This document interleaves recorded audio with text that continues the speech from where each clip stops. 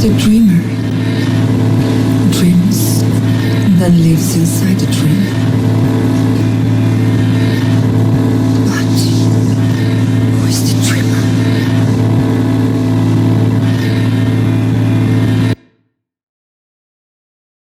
Hace 7 días desde que David Lynch está muerto, y bien podría comenzar con una introducción pretenciosa que ponga a Lynch en la cúspide de la creatividad del siglo XX, defendiendo claro su audaz propuesta estilística que rompe con la tiranía de los formatos genéricos y hollywoodenses y resucita una visión antigua, de hecho milenaria, que tiene que ver con la esencia del misterio y la corrupción del mal y de la muerte. Bla bla bla bla bla. Pero como nadie tiene tiempo para eso, voy a ir al punto. Voy a decir qué significa el arte de Lynch para mí. Y para eso solo tengo que recordar unos aspectos claves de su vida. Lynch creció en los 50, durante la bonanza americana, y además vivió con unos padres amorosos, cuyos padres también habían sido amorosos, en un entorno cotidiano e idílico. Su infancia fue feliz y solo tuvo que enfrentarse al mal, en mayúscula, cuando se mudó a Filadelfia en el 65 a estudiar pintura. Solo ahí emergerían todos los criminales enfermos que podemos ver ahora en sus películas. Es la pérdida de la inocencia. Un chico tranquilo y de buena familia que de repente descubre la atrocidad del mal. Y esa, para mí, es la raíz de toda su filmografía. Para ejemplificarlo, vamos a hablar de una película clave, Blue Velvet. Se puede decir que Blue Velvet es la película más accesible del director. Y no solo porque no sea tan experimental como otras, sino porque encapsula la raíz de su mitología, su tema y su obsesión. Se trata de Jeffrey, un chico virtuoso e inocente que un día encuentra una oreja. Y es increíble. Todo a su alrededor es tan apacible, tan sueño americano. Él de hecho ha crecido solo con mujeres y es una perfecta pieza de ese aparente paraíso. Pero cuando encuentra la oreja pudriéndose en el césped, descubre que de hecho siempre ha buscado algo. Busca saber qué es lo que se esconde bajo esa aparente quietud. Entonces es cuando emerge el personaje de Laura Dern, que es Sandy, una muchacha que viste de rosa y emerge de la oscuridad para preguntarle a Jeffrey sobre la oreja. Sandy es la representación de lo más puro, amable y cotidiano, y al ser hija de un detective, es clave para conducir a Jeffrey hacia su búsqueda. Sus pistas lo llevan a descubrir a Isabella Rossellini, por entonces novia de Lynch, que interpreta a una cantante llamada Dorothy. Si Sandy representa lo más puro, Dorothy es lo contrario.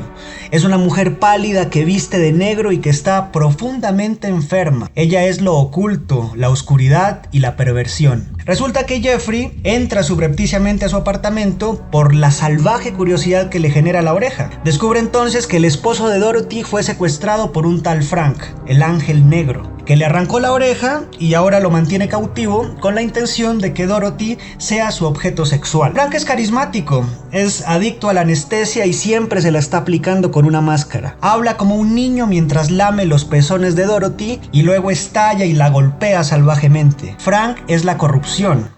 Es todo lo que está mal. Es un personaje arquetípico de la mitología lynchiana. Es el terrible vagabundo que aparece en Mulholland Drive. Es el terrible William Dafoe sin dentadura de Wild at Heart. Es el terrible demonio dimensional, Bob. En todas sus películas, Lynch se asegura de retratar la maldad, especialmente en uno de sus títeres. Rellena especialmente a uno de sus títeres. Y Lynch tiene algo, y es que cuando hace tipos malos, son malos en serio. En una confrontación con Jeffrey le dice: te mandaré una carta desde el fondo de mi corazón, hijo de puta. ¿Sabes lo que es una carta desde mi corazón? Una bala de mi puta pistola. Así que los personajes que conoce después de Dorothy son todos representación de lo más corrupto y por lo tanto, y como la oreja del misterio. Cuando en un restaurante de los 50, por ejemplo, Jeffrey le cuenta a Sandy que ha descubierto al terrible Frank y su séquito de matones de la naranja mecánica, sus secuestros, sus ignominias, Sandy no puede creer que Jeffrey se haya adentrado tanto en su investigación y le dice: no pensarás entrar otra vez a ese apartamento.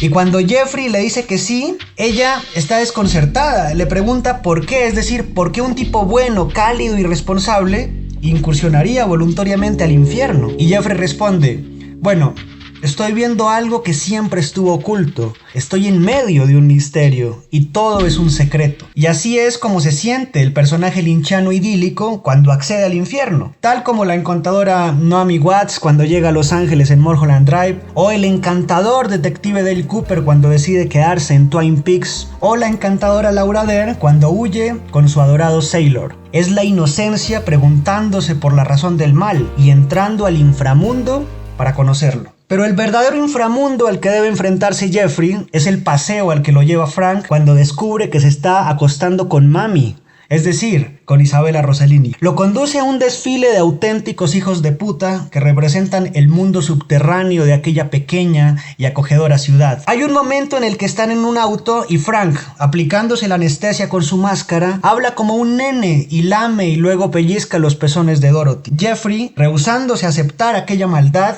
lo golpea en la cara. Entonces lo sacan. Ahora una mujer vestida de rosa se sube encima del auto y empieza a bailar. Frank se echa labial rosa y besa largamente a Jeffrey en los labios. Aquí es cuando el personaje lynchiano consigue lo que busca: ver la brutalidad, la violencia, la perversión que se escondía antes para él a los ojos, hasta que pueda sentir el éxtasis mismo del misterio más remoto, la necesidad de la valentía y la realidad del mal. Pero todavía hay mucho que decir sobre lo lynchiano. Lo lynchiano, no muy lejos de lo kafkiano, es uno de esos términos necesarios para marcar la singularidad de un estilo, pero que se suele ensanchar de tal forma que muchas veces termina por no decir nada. Al hablar de lo lynchiano, la mayoría se imagina una escena grotesca, fuera de lugar y onírica o alucinatoria. El problema de los clichés es que terminan por encerrarse en sí mismos y evitan una comprensión más profunda, más real. Me parece que hay muchos lugares comunes a la hora de referirse al cine de David Lynch, y el más tajante y falso es el que reza que sus películas no tienen estructura, que no están hechas para ser comprendidas.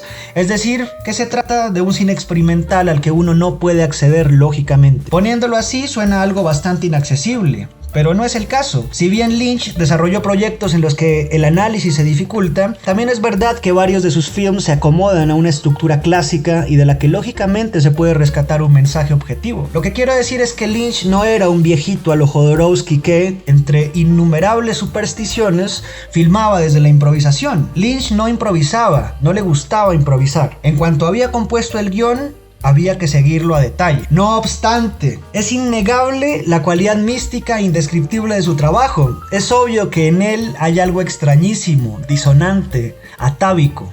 Esa es la palabra. El relato de Lynch proviene de lugares remotos. Por eso no nos habla desde una lengua que no puede ser entendida por nuestras mentes entrenadas para digerir todo a partir de la ilustración, de lo cuantificable, de lo medido. Quizás por eso es que hay muchos que lo crucifican, porque él alude lo que ocurre por abajo y por encima de la razón. Tiene que ver con el pálpito de la sangre, con las expediciones de la sabana. Después de todo, eso es lo que significa el arte de Lynch para mí. Es como si aún estuviera dentro de la sabana y de repente llegara la noche. Junto al fuego ya puedo sentir que los depredadores se incorporan. Si el inconsciente colectivo existe, es hacia allá donde apuntan sus flechas. Sentir.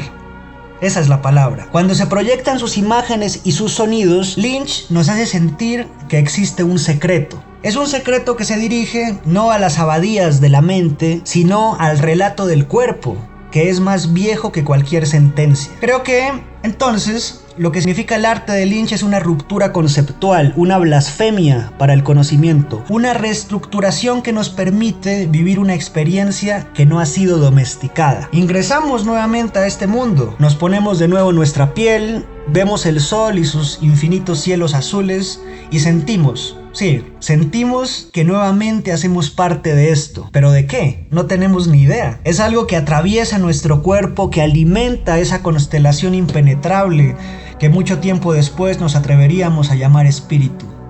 Finalmente es mitología. He tenido la oportunidad de leer, o mejor dicho, de releer los mitos romanos de las metamorfosis de Ovidio. Algo así es lo que consiguen. Pero creo que no. En realidad no tengo las palabras para describir lo que significa para mí el arte de Lynch. Lo único que acaso puedo hacer es citar las palabras del eterno detective Dale Cooper cuando, luego de acabar con todas las estrategias racionales y lógicas para revelar el asesino de Laura Palmer, dice: a falta de un nombre mejor, vamos a llamarle magia.